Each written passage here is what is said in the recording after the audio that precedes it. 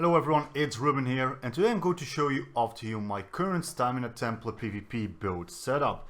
Now of course I know Greymoor is incoming and some of these sets might be changed or even nerfed, such as Bloodspawn.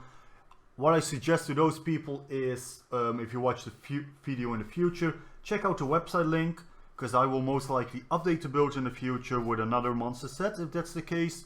If I totally don't see anything like worthwhile with Bloodspawn, and then you will find the most recent builds. So anyways, without too much further ado, this is definitely a DPS focused setup. Of course you can still hold your ground, you know.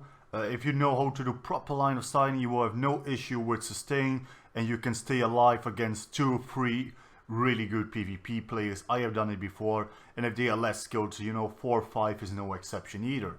So what kind of gear are we using? Well, first of all, we are using the Ancient Dragon Guard set. This is a craftable set, so very easy to obtain this one. I'm currently using, I'm using 5 heavy, 1 light and 1 medium. This because we want to get all the Undaunted passes from Undaunted Metal. So I'm using a heavy chest as always, heavy legs, heavy feet, heavy shoulders and heavy head.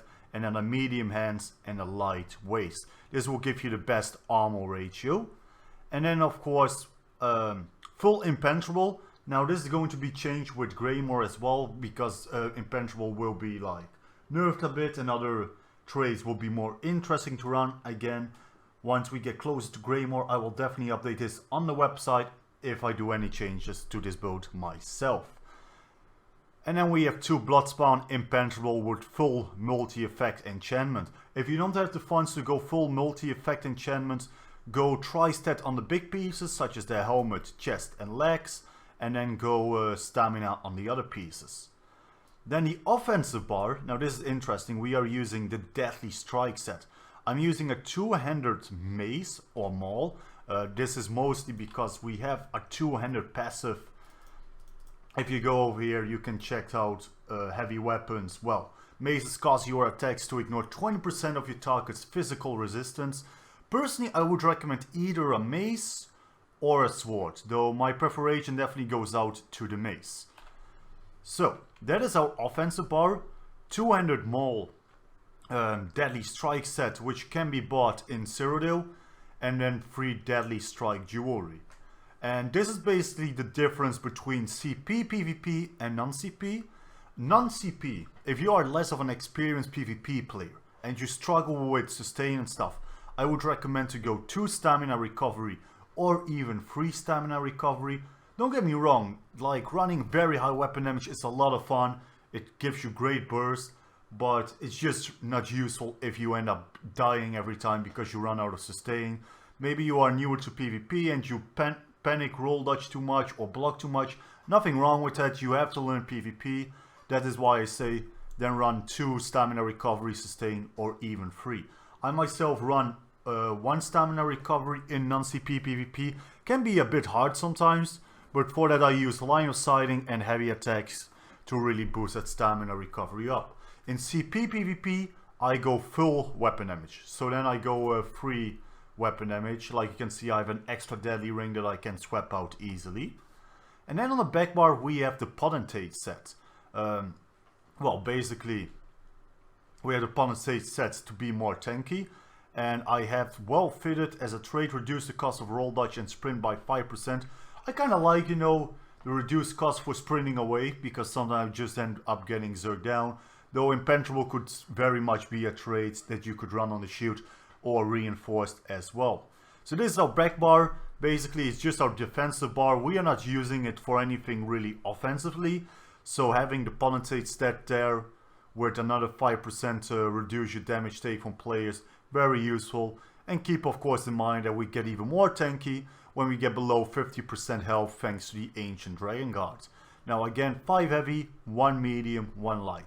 It doesn't matter if you go medium or light on hands or medium or light on waist, as long as these 2 are medium and light, either of them. And as you can see, I'm also using the damage health poison 9 on both bars, just going double poisons. I know, man, very very nice, totally not AIDS at all. So our shield bar, Number 1, as always, we have Restoring Focus. This is a must-have skill for Templars. Any Templars out there, Magic has Stamina, everyone is running Focus. I mean, it's just too good of a skill not to have. It significantly increases your physical and spell resistance, and it also gives you 240 stamina recovery every 1 second. So within 4 seconds you already got your stamina back from casting the spell. You even get 50% more physical and spell resistance by standing in it. So that means if you stand within your rune, you're gonna have a boost of around 7.8k physical and spell resistance. I mean, that's just too much of a boost to leave laying around. Number 2 is Binding Javelin. Personally, I really like to have Binding Javelin slotted. You always end up in like 1 vs X situations in open world PvP Cyrodiil. And when you are fighting like 3 players, there are a couple of casters in the back. It's sometimes nice to quickly throw a Binding Javelin to just CC them. Or maybe you are doing line of sighting around a pillar or anything in a 1 vs 5. While you're jumping around, you can sometimes throw a Binding Javelin in an enemy player, get them CC'd, and then you bought yourself some time to recover or move around again. Number 3, Extended Ritual. 4th ability from Restoring Light. It gets rid of up to 5 harmful effects, so damage over time effects. Doesn't really need a lot of further explaining. Very useful to get rid of damage over time effects and significantly reduce damage taken. Number 4 is Power of the Light. Now, Power of the Light is one of those abilities that, in my opinion, needs a bit more of mastery or getting used to really make it worthwhile. But basically what is so beautiful about Power of the Light is it will copy damage for 20 seconds, 20% of the damage you inflict for 6 seconds, and then release all of that with a maximum copy damage of 70,000. So what I overall do is I will cast Power of the Light on my enemy, and then right before it pops off, like right now, a second before, I will either gap close with a toppling charge, or I will animation cancel my Dawnbreaker. And by doing that, you will hit the enemy player very hard with both a CC and a Dawnbreaker ultimate, which does a lot of damage. But also that extra damage inflicted will still go into the Power of the Light damage that will be released to 20%.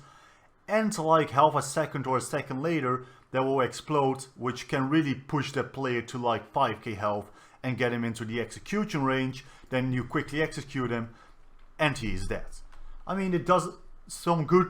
Like the really high-end PvP players will most likely instantly CC break and roll dodge, but it will still hurt them a lot and eat away their resources. So that's basically the combination that I like to pull off. And number 5, Resolving Figure. Alliance War, 2nd ability. Well, it's our self-heal. We're gonna need a self-heal. The ultimate is Remembrance. Now you might be wondering, why are you running Remembrance? Well, basically my main offensive ultimate will be, well, if I like to go for fun and shit and giggles, I sometimes run Werewolf, but overall it will be Dawnbreaker. So this is our backup bar, and Remembrance is a cheap ultimate. It's 110 ultimates. It also gives you major protection, reducing your damage you take by 30% for 10 seconds. So that's another huge further reduction. And it also heals you and grants you immovability. So if you place, let's say, your rune and then you use Remembrance, you will basically become unkillable. Maybe if you're facing 10 or 12 players, okay, they're gonna still be able to kill you.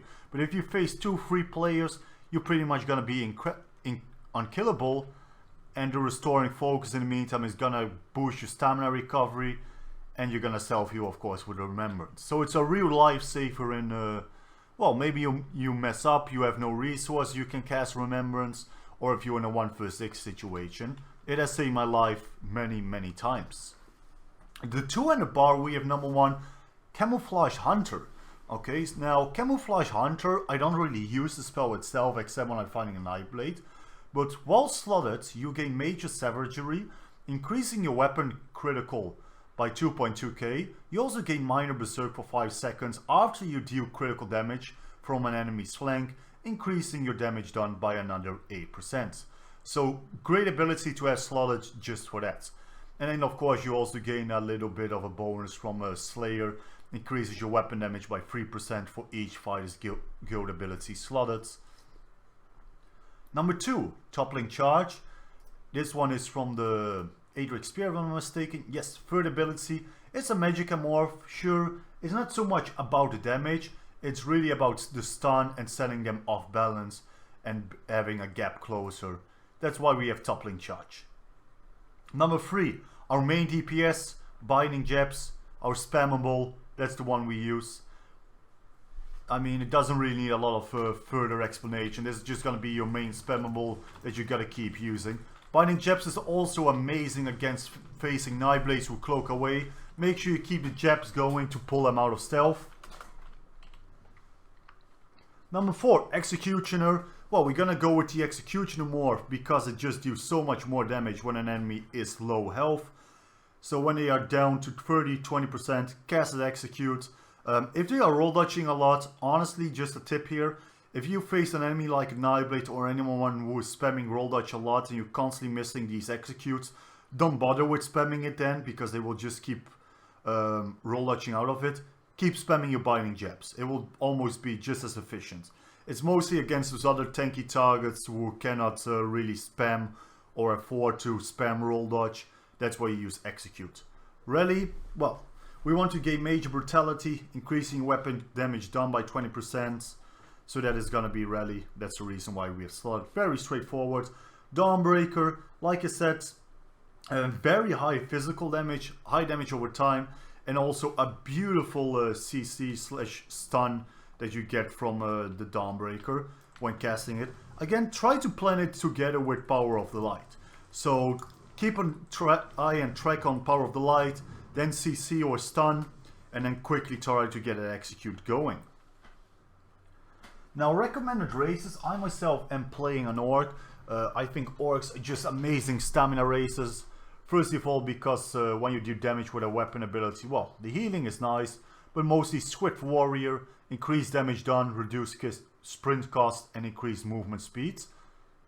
And Brawny, increased max stamina.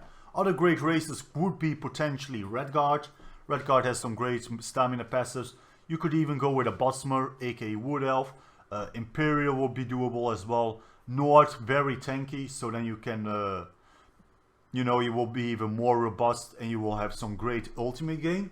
So these are some of the great races for this certain setup that I do recommend. Points, everything into stamina. Dump them all there in.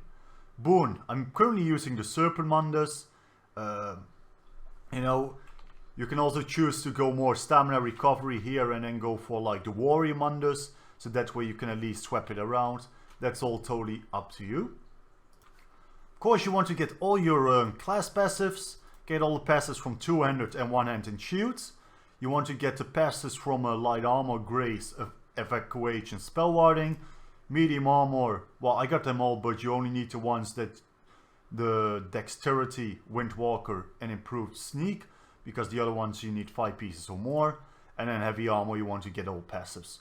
Guilds, well, really the only one you want here is Undaunted Metal, very important, and the Fighters Guilds. Then Alliance War, of course all the passive abilities from Alliance War and all the passives from Racial.